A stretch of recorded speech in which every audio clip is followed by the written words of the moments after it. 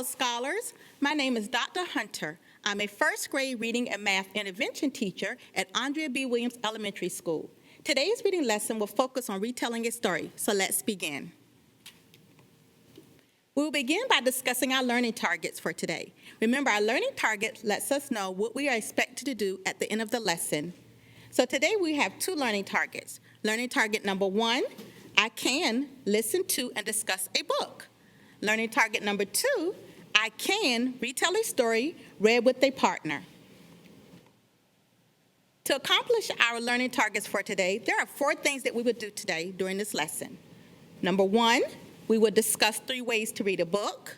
Number 2, we would discuss retelling using a story hand. Number 3, we will read a book together. You will listen attentively to the read aloud so you can retell the story at the end. And number 4, you will independently practice retelling a story. During this school year, we learned 3 ways to read a book. We learned way number 1 is to read the pictures. Now I'm going to model for you how to read the pictures. When I read the pictures in the book, I like to use a linger finger. Linger means to take your time. So I let my finger take its time as I point to and think about what is happening in each of the illustrations. So here I notice a girl, and she has a magnifying glass in her hand, and she has a book, and on the book there are squares in the book that she's placing there. I don't know what these squares are right now though. Here I see a boy, he has stacks of coins, and I notice that he's putting the coins on a mat. Here I see a girl, and she's putting rocks in different cubbies. And here I see a girl looking at artwork on the wall.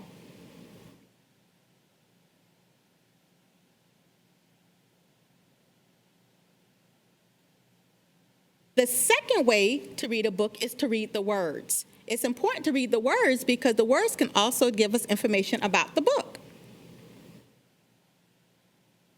So now I'm going to model how to read the words in the book.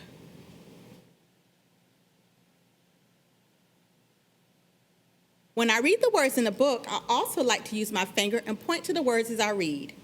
Collectors collect things. Some people collect stamps. Oh, now I know what these square things are. They're stamps. The words help me to figure out what these pictures are. Some people collect coins. Others collect rocks. Some collect art.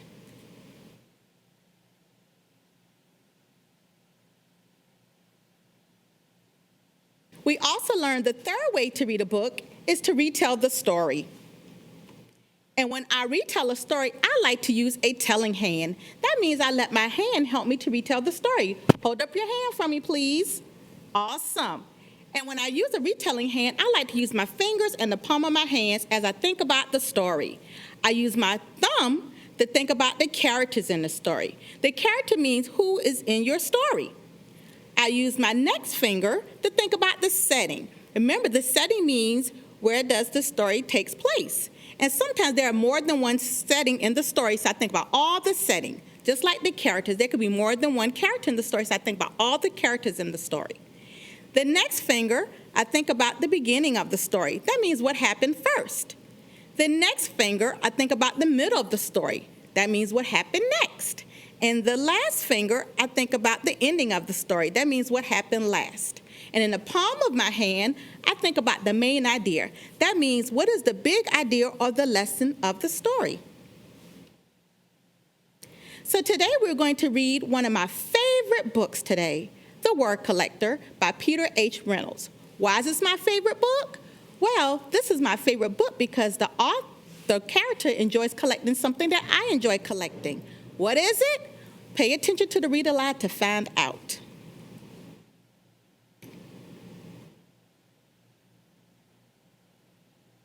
Now, The Word Collector, written and illustrated by Peter Hamilton Reynolds. Collectors collect things.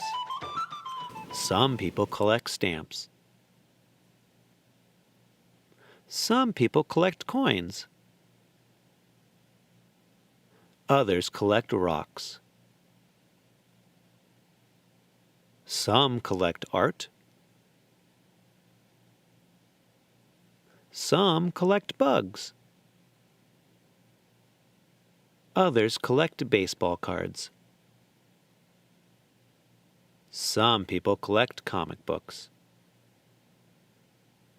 And Jerome? What did he collect? Jerome collected words. He collected words he heard. My trip to Peru was perfectly pleasant. Certain words caught his attention. He collected words he saw. Willow tea shop. Certain words jumped out at him.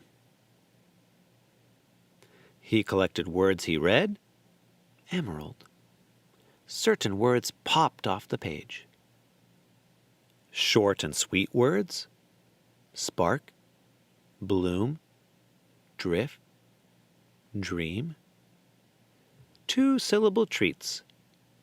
Treasure. Motif. Whisper. Glimmer. Hover. Candid. And multi-syllable words that sounded like songs. Geometry. Guacamole. Kaleidoscope. Wonderful. Symphony. There were words he did not know the meaning of at first, but they were marvelous to say. Aromatic. Vociferous. Effervescent. There were words whose sounds were perfectly suited to their meaning. Molasses. Tyrannosaurus rex. Torrential. Smudge. Bellow. Jerome filled his scrapbooks with more and more of his favorite words. Jerome's collection grew. Blissful. Timber. Potential. Everlasting. Lore. Brilliant. Harmony. Breeze. Jerome's collection grew. He began organizing them. Dreamy. Sad. Action. Poetic. One day, while transporting them, Jerome slipped and his words went flying. As he began to pick them up, he noticed his collections had become jumbled. Big words next to little words.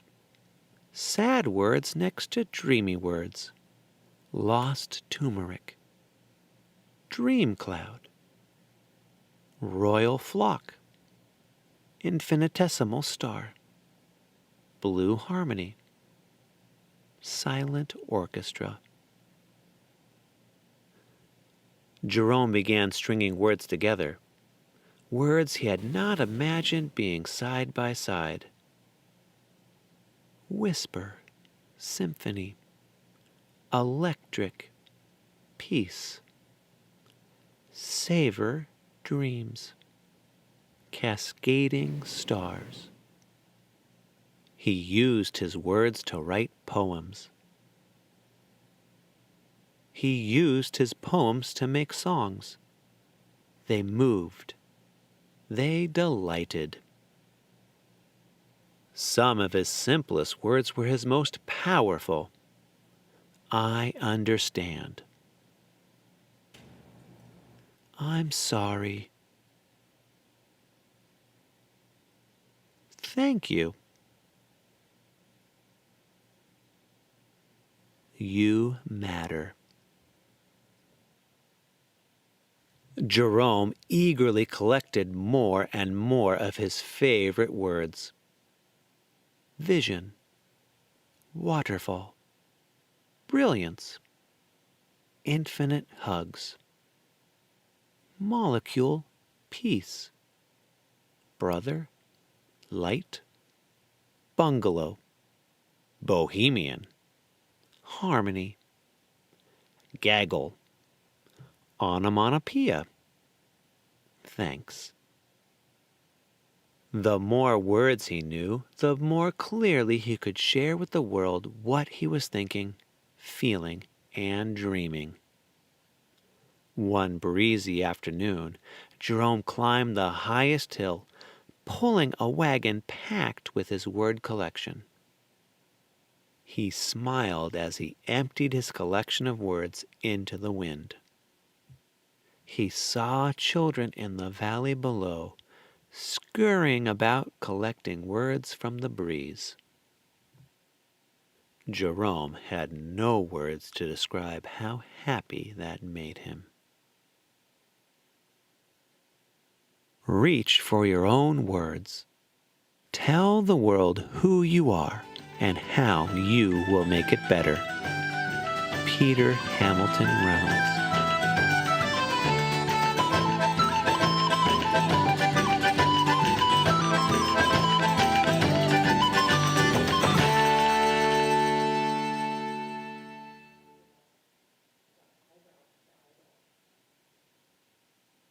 Did you enjoy the Read Aloud Scholars?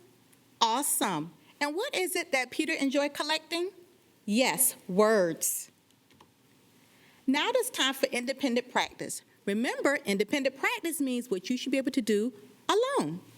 So today we will have 2 tasks that you will do for independent practice.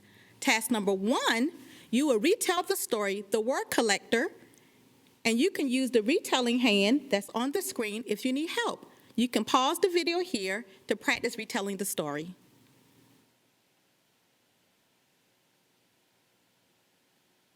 How did you do, scholars, of retelling the story?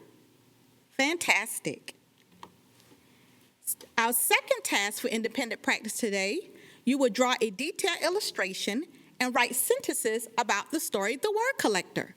To complete this task, you will need some materials. You will need The Word Collector by Peter Reynolds. Remember, that book was, the read aloud was read to you, so just use your memory about what happened in the story. You need paper, a pencil, and crayons. So let's review today's lesson. In today's lesson, there were 4 things that we did together. 1, we discussed 3 ways to read a book. 2, we discussed retelling using a story hand. 3, we read the book The Word Collector together. And 4, you independently practice retelling a story. Remember, scholars, reading is fun, and it's important to read 30 minutes or more per day. Happy reading, scholars!